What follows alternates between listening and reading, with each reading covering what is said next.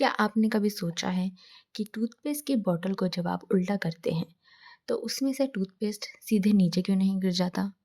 लेकिन जैसे ही आप टूथपेस्ट की बॉटल को स्क्वीज़ करते हैं तो उसमें से टूथपेस्ट आराम से बाहर निकल आता है। ऐसा इसलिए होता है क्योंकि स्क्वीज़ करने पर, फोर्स लगाने पर जो आपका टूथपेस्ट है उसकी विस्कोसिटी यानी कि गाढ़ापन कम हो जाता है और वो बहने लगता है बिल्कुल किसी लिक्विड की तरह।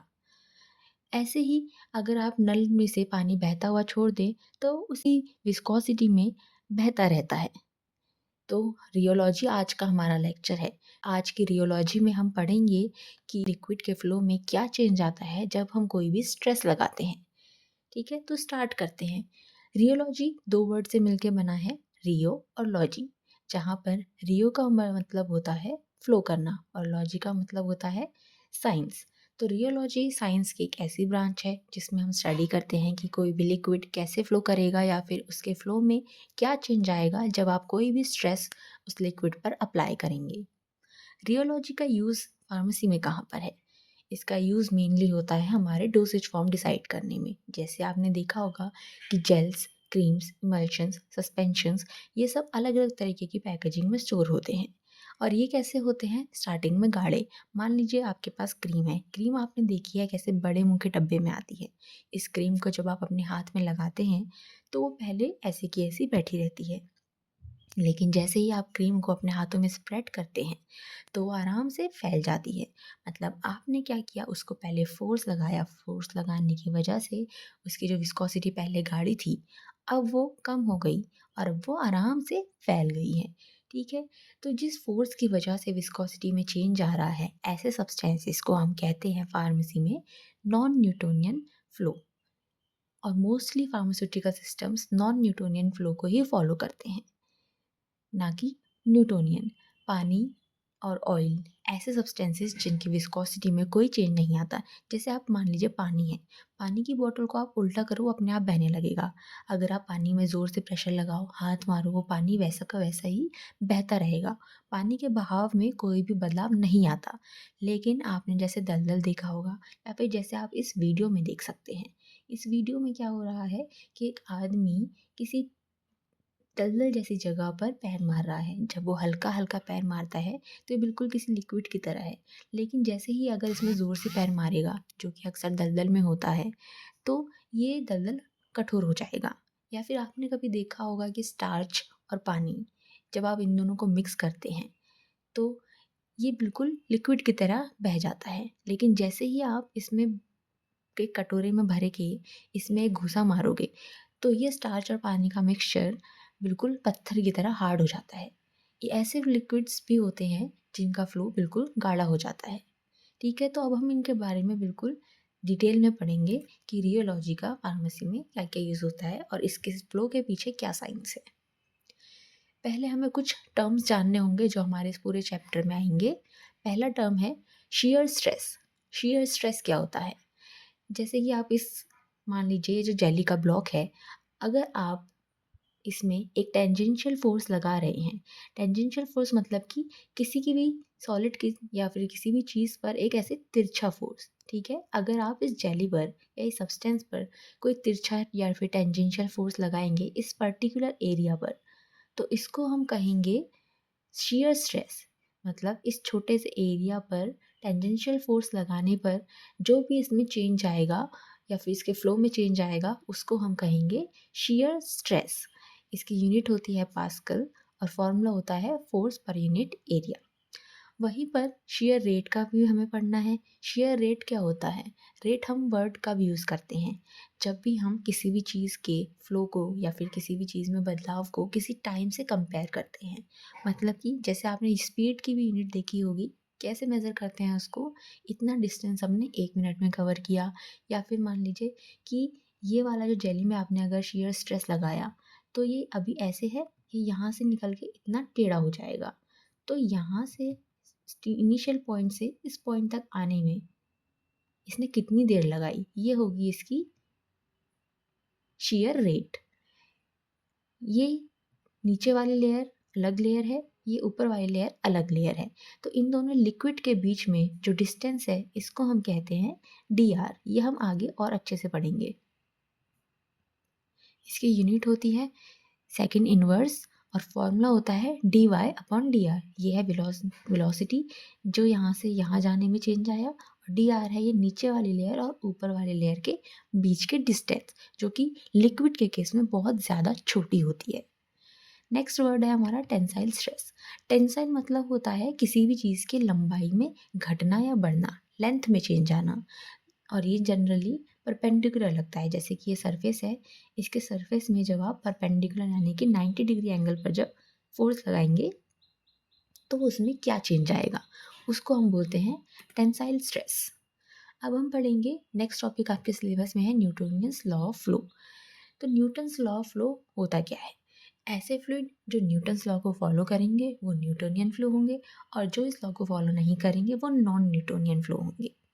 ठीक है, तो हमने जैसे पहला एग्जाम्पल क्या लिया वाटर का, वाटर, ग्लिसरीन या ऑयल, ये ऐसी चीज़ें होती हैं जो सेम स्पीड से अपनी विस्कोसिटी में चलती रहती है, इनका गाढ़ापन में ये कोई भी चेंज नहीं आता है।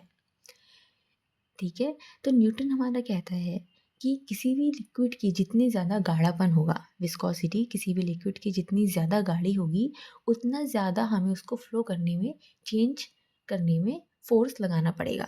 जैसे कि हमने टूथपेस्ट का एग्जाम्पल लिया, वो थोड़ा सा गाढ़ा था, इसलिए हमें उसमें फ्लो लाने के लिए उसमें थोड़ा सा फोर्स लगाना पड़ा, तब जाके वो फ्लो हुआ। वहीं पानी बहुत हल्का होता है, उसमें गाढ़ापन नहीं होता, तो वो आराम से एक ही विस्कोसिटी में फ्लो होता रहता है।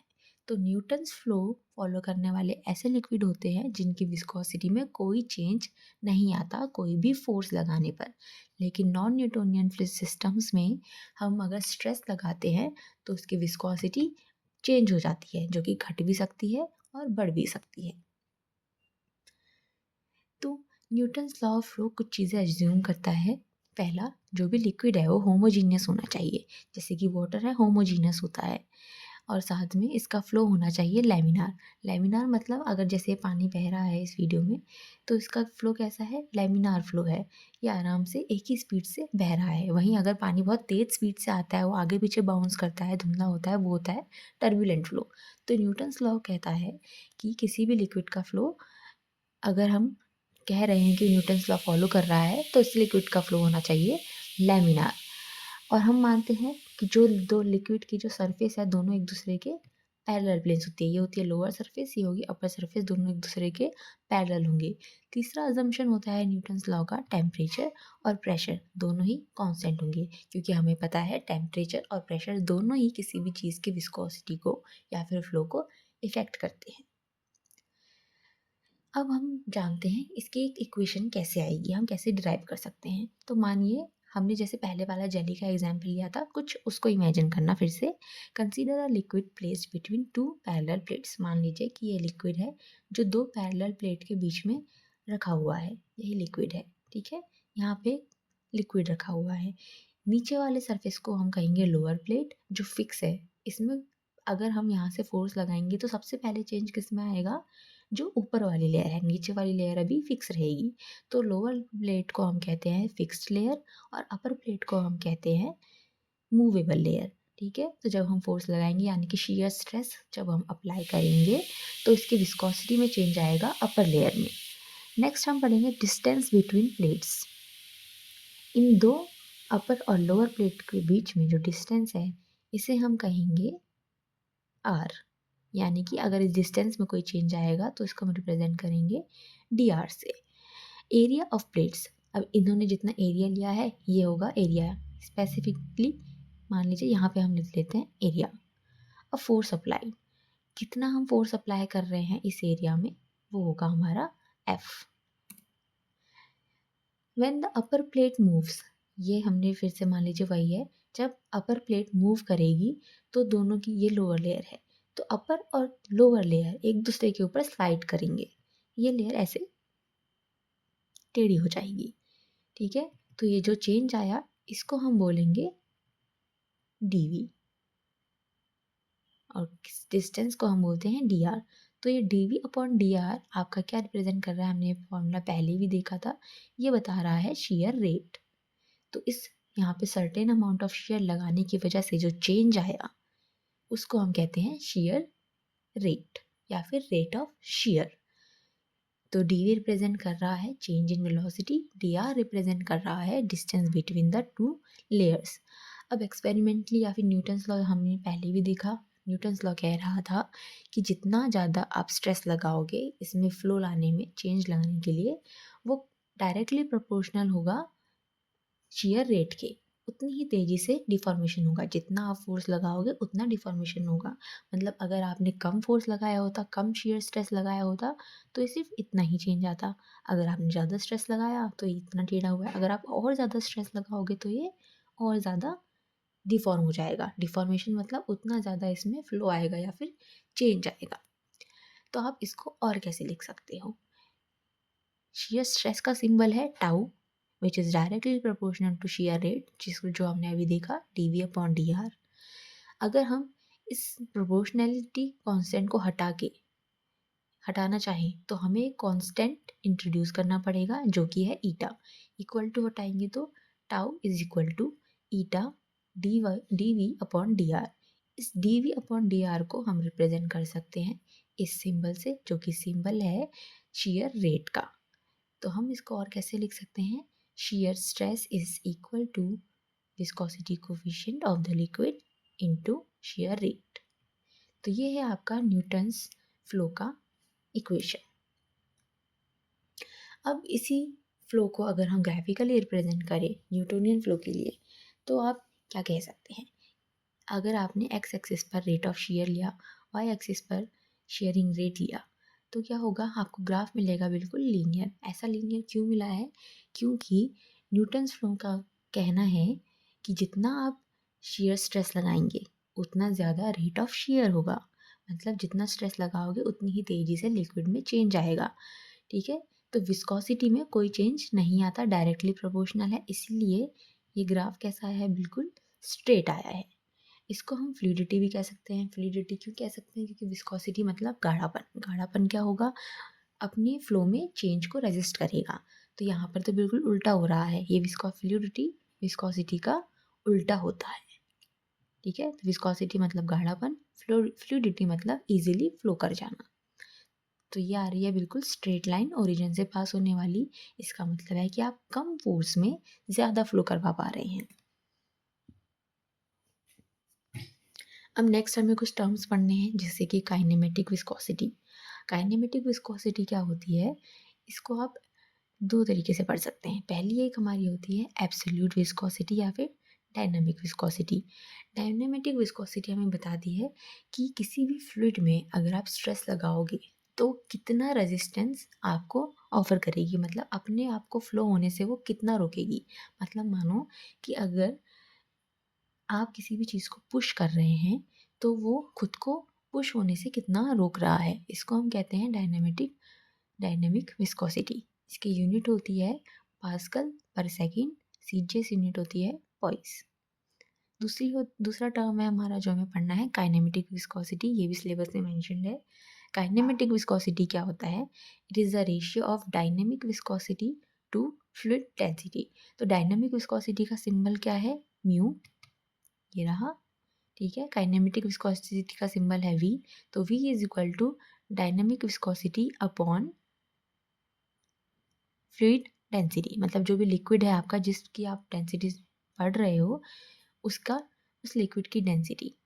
तो kinematic viscosity is equal to dynamic viscosity upon density of fluid. Kinetic viscosity को अगर आप ग्राफिकली रिप्रेजेंट करेंगे तो आप कह सकते हैं जैसे कि न्यूटन फ्लो ने कहा था कि ऐसे करके ग्राफ आ रहा था ओरिजिन से, क्योंकि वेलोसिटी में कोई चेंज नहीं आता और फ्लो क्या होगा? डायरेक्टली प्रोपोर्शनल होगा। वैसे ही विस्कोसिटी के ग्राफ में बिल्कुल आपको स्ट्रेट लाइन मिलेगी ऐसी, क्योंकि न्यूटन्स लॉ के अकॉर्डिंग विस्कोसिटी कांस्टेंट रहती है। तो ये अगर आप विस्कोसिटी को शेयर रेट के वर्सेस प्लॉट कर रहे हैं ग्राफ में, तो इसको आप कहते हैं विस्कोग्राम। लेकिन अगर आप शेयर रेट और शेयर स्ट्रेस को ग्राफिकली प्लॉट कर रहे हैं तो उसको आप कहोगे रियोग्राम।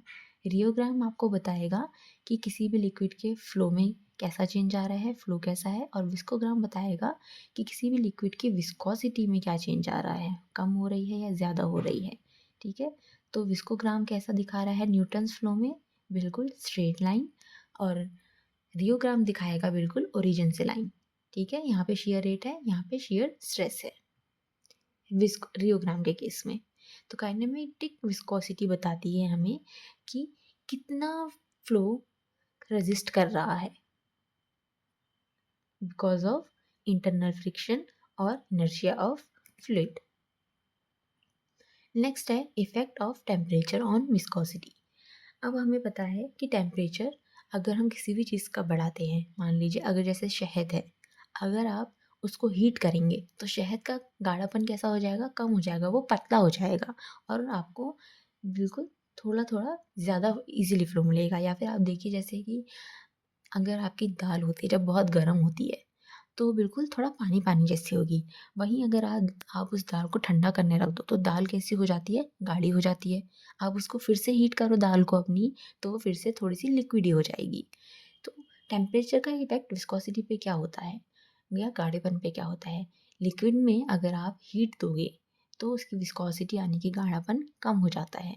ऐसा क्यों होता है, क्योंकि जब आप लिक्विड को हीट कर रहे हो, गाढ़ी चीज़ को अगर आप हीट कर रहे हो तो उसके अंदर जो पार्टिकल्स है इनकी काइनेटिक एनर्जी बढ़ रही है। हीट मतलब आप उसको एनर्जी दे रहे हो और काइनेटिक एनर्जी मतलब कि अब हीट लेके एनर्जी लेके ये इधर उधर हिलने लगे, इनमें मोशन आ गया है। जैसा आपने देखा है बच्चों में बहुत ज़्यादा एनर्जी होती है तो इधर उधर भागते रहते हैं, लेकिन जो मोटे और बड़े लोग होते हैं उनकी ताकत कम होती है, एनर्जी कम होती है, तो एक जगह बैठे रहते हैं। तो टेम्परेचर क्या करता है, किसी भी लिक्विड को हीट की वजह से एनर्जी दे देता है, जिसकी वजह से इनके मॉलिक्यूल्स में क्या होता है, मूवमेंट होने लगता है, आपस में इनका फ़ोर्स कम हो जाता है। अब आपस में मॉलिक्यूल्स का फ़ोर्स कम होगा तो आज़ाद हो जाएंगे और एक जगह एक से दूसरी जगह भागने लग जाएंगे। ठीक है, इस वजह से टेम्परेचर देने की वजह से विस्कोसिटी कम हो जाता है। ये एग्जाम्पल है हनी का जो हमने भी बोला था। और इस रिलेशनशिप को, इस हीट के रिलेशनशिप को टेम्परेचर के साथ हम एक्सप्लेन कर सकते हैं आर्हेनियस इक्वेशन को मॉडिफाई करके। आर्हेनियस इक्वेशन क्या कहती है कि ये म्यू का क्या म्यू किसका साइन था, डायनेमिक या फिर एब्सोल्यूट विस्कोसिटी का। तो absolute viscosity is equal to A, capital A exponent में है बी अपॉन टी। ए इसमें रिप्रेजेंट कर रहा है आर्हेनियस का इक्वेशन कांस्टेंट, जिसकी वैल्यू डिपेंड करेगी लिक्विड के मॉलिक्यूलर वेट पर और वॉल्यूम पर। वहीं टी मतलब है टेम्परेचर और बी होगी एक्टिवेशन एनर्जी। एक्टिवेशन एनर्जी क्या होती है, किसी भी चीज़ में फ्लो इंड्यूस करने के लिए कितनी एनर्जी उसको देनी पड़ रही है। एक सर्टेन अमाउंट ऑफ हीट के बाद ही इसमें कोई भी एनर्जी में चेंज आएगा। तो अभी की वीडियो में हम इतना ही पढ़ेंगे। नेक्स्ट वीडियो में हम कंटिन्यू करेंगे रियोलॉजिकल फ्लूइड के बिहेवियर, जो कि हमारे मोस्टली नॉन न्यूटोनियन और नॉन न्यूटोनियन होते हैं। इसमें हम पढ़ेंगे ये सारे टॉपिक्स। तो मिलते हैं नेक्स्ट वीडियो में।